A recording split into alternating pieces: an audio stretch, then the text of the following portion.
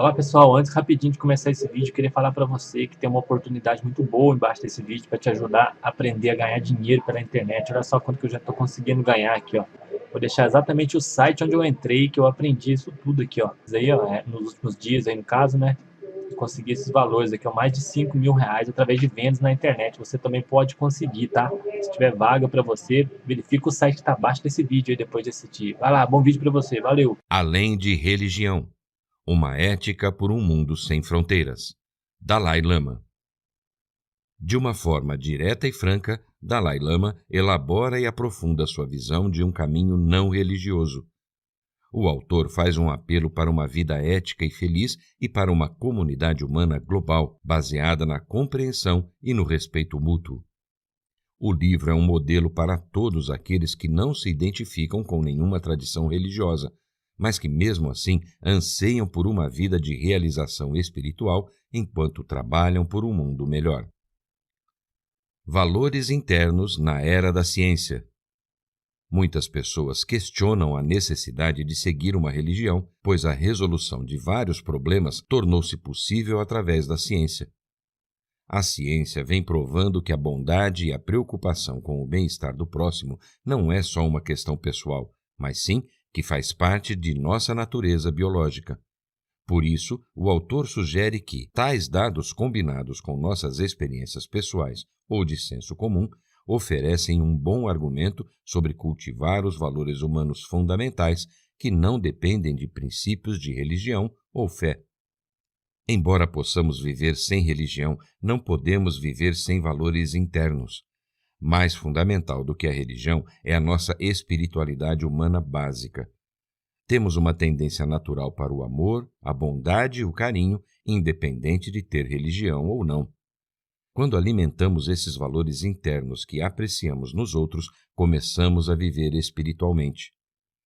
O grande desafio é encontrar uma maneira na qual ancorar a ética e apoiar o cultivo dos valores internos que esteja em sintonia com a era científica, sem negligenciar as necessidades do espírito humano, que para muitos a religião supre. Como nos vemos? O modo como as pessoas tratam seus semelhantes e o mundo ao seu redor depende de como elas percebem a si mesmas. As diferentes maneiras de ver quem somos influenciam nosso comportamento. Somos naturalmente propensos a procurar experiências agradáveis e evitar as desagradáveis ou dolorosas. Também temos a capacidade instintiva para a afinidade. Quando vemos alguém com dor, mesmo sendo uma pessoa estranha, ou mesmo na televisão, temos uma reação instintiva ao seu sofrimento. Buscamos a felicidade.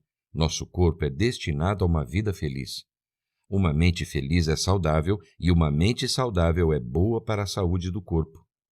Se pudermos integrar em nossa vida cotidiana uma igualdade humana fundamental, será de grande benefício para a sociedade e também para nós como indivíduos. Riqueza, saúde e amizade. É preciso certo nível de conforto material para viver com a dignidade que merecemos. Portanto, o dinheiro é um fator importante em nossa busca por evitar o sofrimento e alcançar a felicidade. Como seres humanos, precisamos de abrigo decente, ambiente saudável, comidas nutritivas e água limpa. Benefícios adicionais da riqueza, como o carro novo ou a casa nova, apesar de nos trazer felicidade temporária, não garante a satisfação duradoura. Apesar de nossa saúde física contribuir muito para a nossa felicidade, a verdadeira fonte da felicidade é nosso estado mental, perspectiva e motivação, e nosso nível de cordialidade e gentileza com os outros. É importante também ter um círculo de amigos com quem possamos passar o tempo e compartilhar experiências. Nossa felicidade genuína vem de nosso estado mental e não de estímulos externos. Sempre que enfrentamos dificuldades na vida, procuramos o apoio de outras pessoas, e é através da compaixão que criamos condições para obtermos a verdadeira felicidade. Quando a compaixão surge, diminuímos o nosso autointeresse e nos interessamos pelo próximo. Não há nada de errado em seguir nossos interesses. Pelo contrário, isso é fundamental para buscarmos a felicidade e evitar o sofrimento. É justamente por nos preocuparmos com nossas necessidades que conseguimos apreciar a bondade e o amor dos outros.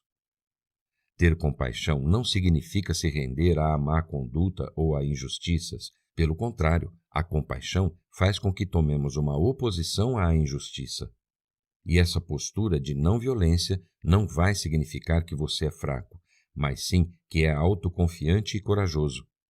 Vai demonstrar a força que tem, uma vez que tem a verdade e a justiça ao seu lado. A punição serve não para impor o sofrimento como um fim, mas deve ter um propósito de desencorajar o ofensor de repetir a ação negativa e intimidar as outras pessoas a cometerem ações parecidas. Outra coisa que devemos ter em mente é que perdoar os outros tem um efeito libertador sobre nós.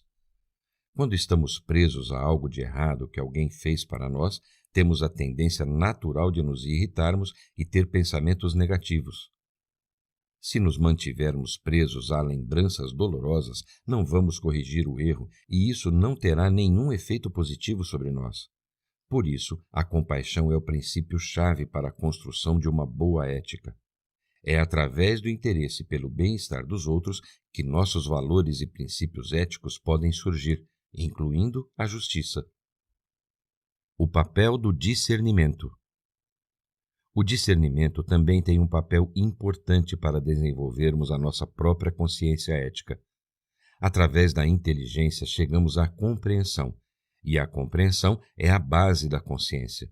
Portanto, nossa consciência ética vem do uso da razão. Todas as nossas ações têm consequências, e essas consequências têm um impacto sobre nós e sobre os outros. Por isso, é bom ter regras ou normas básicas de ética onde possamos nos apoiar. Devemos usar nosso discernimento para gerar compreensão sobre os benefícios de alguns comportamentos e as consequências negativas de outros. Dessa forma, podemos desenvolver um sistema de valores que nos guiará em nossas reações cotidianas. Muitos dos problemas que enfrentamos no mundo, de corrupção, meio ambiente, política, quase sempre é uma falha da ética e moral dos valores internos. Muitos também são pela falha no discernimento, visões limitadas ou mentes bitoladas. E a única maneira de consertá-los é mudando nossa visão e nossos caminhos, tomando iniciativas.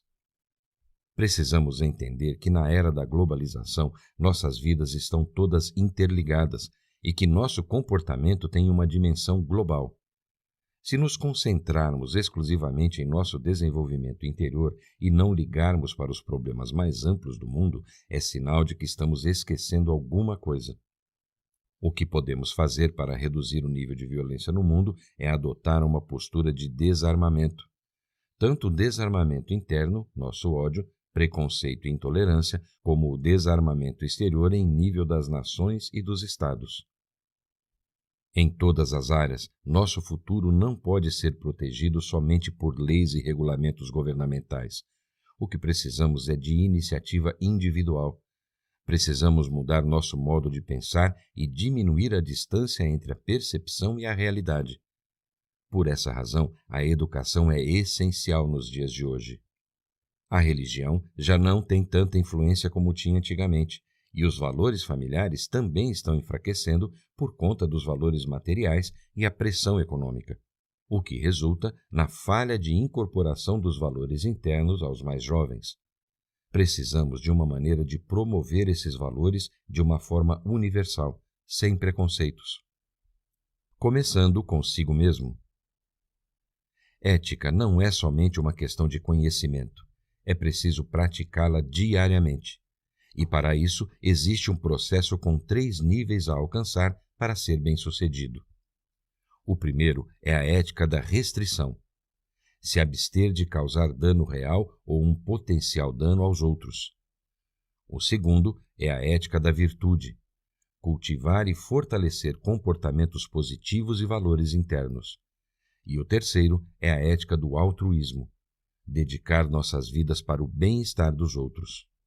E essas ações não são somente físicas externas, mas também em relação ao que falamos e ao que pensamos. E o mais importante entre corpo, fala e mente é a mente, pois é a raiz de tudo que fazemos e pensamos. O que precisamos é observar a regra de ouro encontrada em todos os sistemas éticos do mundo. Trate os outros como você gostaria de ser tratado, ou faça aos outros o que gostaria que fizessem a você. Para evitarmos ações prejudiciais para o nosso corpo e fala, existem 6 princípios que podemos seguir. Evite o uso excessivo de substâncias intoxicantes. Adote o modo de vida correto. Certifique-se de que seu corpo, fala e mente não sejam violentos. Trate os outros com respeito. Honre aqueles dignos de estima como pais, professores e aqueles iguais a eles. Seja gentil com os outros. Lidando com emoções destrutivas. O maior impedimento para nosso bem-estar e nossa capacidade de ter uma vida espiritual plena é nossa persistência às emoções destrutivas ou aflitivas. Combatê-las é muito importante para a ética e espiritualidade. Emoções destrutivas podem ser definidas como estados que prejudicam o nosso bem-estar ao criar confusão interna, afetando nosso autocontrole e nos privando de liberdade mental. A verdade é que esses sentimentos não são destrutivos em si, só se tornam destrutivos quando sua intensidade é desproporcional à situação, ou quando surgem sem necessidade. Não podemos dizer que um estado mental é destrutivo ou não sem analisar seu contexto, sua motivação, o objetivo da emoção e suas consequências. Devemos sempre manter a mente aberta e flexível quando se refere à mente humana. Essas emoções acabam diminuindo a capacidade de colocar em prática nossos valores éticos positivos, como a compaixão. E só quando reconhecermos as repercussões negativas dessas emoções que seremos capazes de enfrentá-las de forma eficaz. Para poder lidar com essas emoções destrutivas, devemos adotar uma postura de oposição. Essa postura reconhece que os positivos cancelam os negativos e envolve tanto o mundo físico quanto o mental e nosso interior. Devemos voltar nossa atenção para nossos próprios hábitos mentais, em vez de culpar os outros e o mundo à nossa volta. Devemos olhar para dentro de nós e mudarmos nossas atitudes. Para sermos bem-sucedidos na luta contra as tendências destrutivas, devemos observá-las e estudá-las de perto, e não somente eliminá-las. Devemos ter consciência do que as desencadearam, como elas nos fazem sentir e que tipo de comportamento provoca em nós. Somente através dessa consciência poderemos gradualmente tê-las sob controle. As dificuldades que aparecem, por nos forçar a ter paciência e tolerância, nos tornam fortes, e as experiências de adversidades diárias faz surgir uma capacidade de aceitar as dificuldades sem perder a sensação de calma. Ao aceitar as adversidades, começamos a ver que elas não são totalmente negativas. O sofrimento pessoal também pode ser uma forma de crescimento espiritual e, além de nos tornar mais fortes, pode nos trazer humildade, ajudando a nos sintonizar com a realidade. Devemos controlar o desejo de querer cada vez mais e viver dentro dos limites realistas. Isso não quer dizer que devemos aceitar a pobreza. Pelo contrário, devemos encará-la como adversidade e fazer de tudo para eliminá-la. Quanto mais cedo aceitarmos que a riqueza por si só não traz felicidade e aprendermos a viver com um senso de modéstia, melhor será para a nossa felicidade. Meditação como um cultivo mental. A disciplina mental em si não requer nenhum compromisso de fé. Só é preciso reconhecer que seu desenvolvimento ajuda a ter uma mente mais clara e calma, e que é um esforço que vale a pena. Isso irá te beneficiar e beneficiar aos outros. O cultivo mental exige tempo e esforço, além de muito trabalho e dedicação constante. Para o iniciante, o primeiro requisito para o cultivo mental é a promessa séria em praticar. Sem esse compromisso, arranjaremos sempre outras obrigações e preocupações. Só através da persistência e um período prolongado de tempo é que os benefícios da meditação começarão a aparecer. Pode demorar meses ou até anos para percebermos os benefícios completamente. Em geral, deve ser feita no período da manhã, pois a mente está mais calma e clara. Para uma boa prática logo cedo, é preciso ter uma boa noite de sono. Nos estágios iniciais, 10 a 15 minutos por sessão é adequado. Além da sessão de meditação principal, devemos planejar práticas de poucos minutos ao longo do dia. O ideal é achar um lugar calmo e silencioso. Pode-se adotar qualquer posição que seja confortável, mas não muito confortável a ponto de dormir. O mais usado é a postura de lótus, na qual você se senta cruzando as pernas com cada pé apoiado sobre a coxa oposta. Manter a ponta da língua tocando o palato ajuda a evitar a sede e também ajuda a prevenir a salivação. A postura dos olhos, cada um praticamente encontrará o melhor jeito, se mantém aberto ou fechado. Uma vez confortável e na postura, a primeira coisa a se fazer é respirar fundo algumas vezes. Depois, volte à respiração normal, tentando se concentrar, percebendo o ar que entra e sai pelas narinas.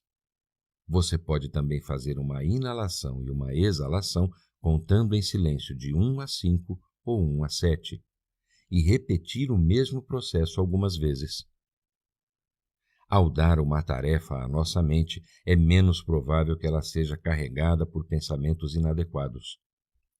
No começo, você pode achar impossível manter a mente focada por alguns minutos, e isso é normal.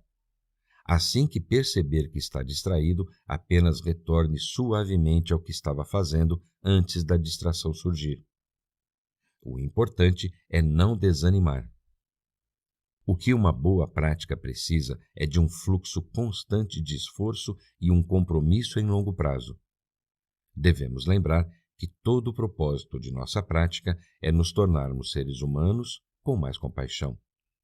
Insights. Existem 3 fatores que contribuem significativamente para o bem-estar humano: riqueza ou prosperidade, saúde, amizade ou companheirismo. Enquanto a vingança enfraquece a sociedade, o perdão lhe dá força. Sem a generosidade do coração, o perdão genuíno é impossível. Qualquer sistema, mesmo quando bom, só será eficaz dependendo da forma que for utilizado. Neste livro, você aprendeu que antigamente as religiões tinham muita influência sobre o comportamento da sociedade. Quem não era influenciado pela religião seguia o caminho extremo oposto, o da ciência. Dalai Lama propõe um caminho alternativo a estes. A terceira opção é que tenhamos compaixão, respeito e que sejamos éticos independente de religiosidade. O autor mostra que a forma como tratamos os outros tem muito a ver com a forma que tratamos a nós mesmos e com o nosso nível de autoconhecimento e autocontrole. Ele nos ensina que a mudança deve partir de dentro para fora e que até os momentos mais difíceis da vida devem ser vistos de maneira positiva, pois nos fazem crescer.